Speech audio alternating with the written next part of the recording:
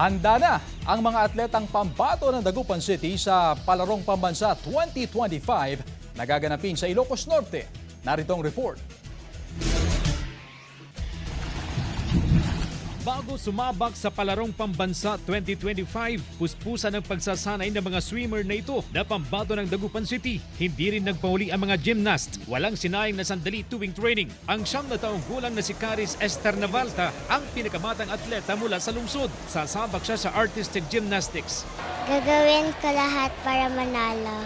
In-encourage talaga namin siya to give her best and yun nga, yung i-enjoy niya yung mga laro niya. Ang mga boxer, Grand Slam champion sa nakaraang R1AA meet. 6 sa kanila ang sasabak sa Palarong Pambansa. Kaya todo ensayo rin ang ginawa upang maiuwi ang tagumpay. Pero laki ng chance ng magkakaroon tayo ng magiging future Philippine team in Dagupan City.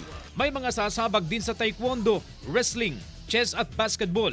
Sa kabuuan, 20 atleta mula sa Dagupan ang kakatawan sa Region 1 na makikipagbakbakan sa Palarong Pambansa 2025. Todo suporta sila ng lokal na pamahalaan. Ang masasabi ko lang, ito na ang pinaghandaan nyo.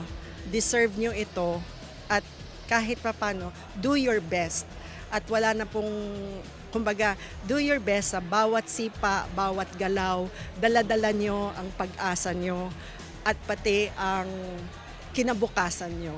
Bukas ng madaling araw, babiyahe ang mga atleta sa Ilocos Norte kung saan gaganapin ang naturang sports competition sa May 24 hanggang May 31.